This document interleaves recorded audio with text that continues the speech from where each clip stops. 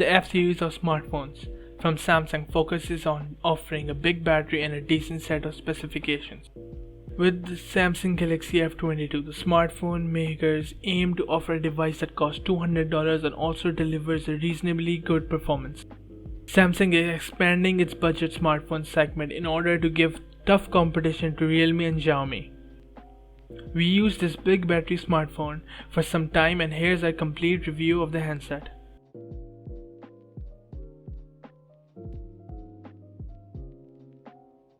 The Galaxy F22 has no frill designs, which is practically at best. It's available in two finishes, Demon Black and Demon Blue.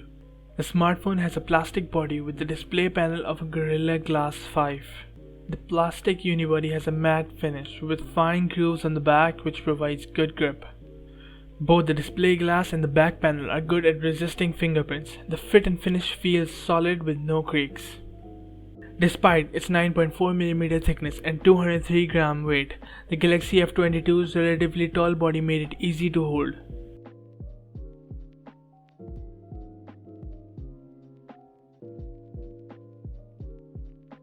Samsung Galaxy F22 packs in a giant 6.4-inch Super AMOLED 90Hz panel with a 20:9 aspect ratio. The Galaxy F22's display is identical to A22 and M32. The display has a 720x1600 pixel resolution and it is rated to produce 600 nits of brightness in HDR mode. It is an HD Plus display, so you will notice the panel lacking in sharpness contrary to other full HD Plus displays. On top of this, I noticed the F22's touch responsiveness to be inferior compared to its more expensive counterparts. Regardless, Samsung has opted for a 90Hz refresh rate here. And for the most part, the fluidity it brings is noticeable and feels incredibly optimized.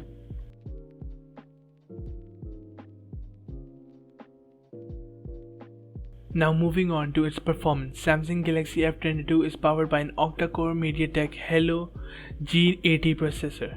The handset comes in two variants, 4GB RAM and 64GB internal storage, and 6GB RAM and 128GB internal storage. Now moving on to its performance, Galaxy F22 comes with a Helio G80 chipset, which can be found in basically all the Samsung mid-range phones right now. The phone performs fine in terms of day-to-day activities such as opening and switching between apps, watching videos, browsing the internet, loading and operating the camera. I even played a few lightweight games and graphic-intensive games like PUBG Mobile and Altos Odyssey. You can play PUBG Mobile at smooth graphics and ultra FPS with Galaxy F22 with ease.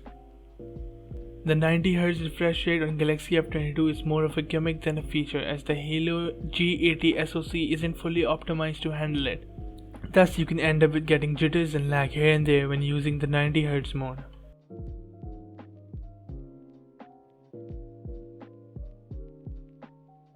The 6000 mAh battery can be charged at up to 25 watts, but Samsung only includes a 15-watt charger in the box. Obviously, charging was relatively slow. The Galaxy F22 took 2 hours and 41 minutes to go from a dead battery to fully charged. A big battery also means good battery life, and Samsung software optimizers seem to have paid off, with the phone lasting 29 hours and 35 minutes in our HD video battery loop test. With regular use, which involved plenty of social media apps, an hour of gaming, 2 or more hours of video streaming, and taking some photos, the phone easily lasted 2 days before I needed to reach for a charger. The display's refresh rate was set to 90Hz during testing, and changing that to 60Hz would have added few more hours.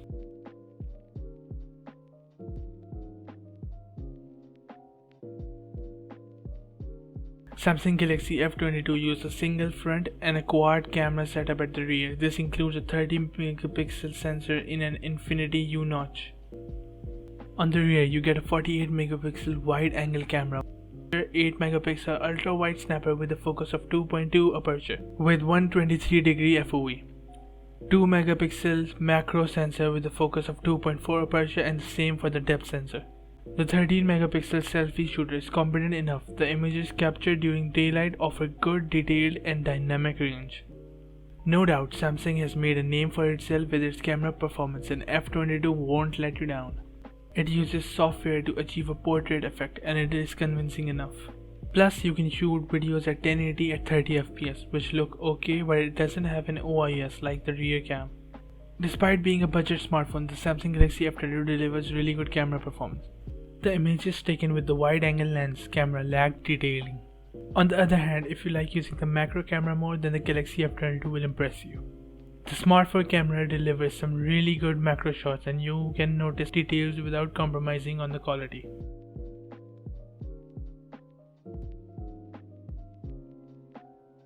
Samsung Galaxy F22 shares almost every aspect of its specifications with Galaxy A22, which in turn shares its specs from M32.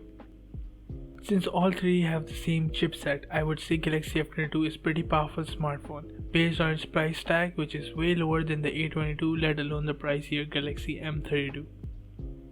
I'm very impressed with the battery life and the display is also good. Even the camera takes pretty decent photos on par with rival brands in its class.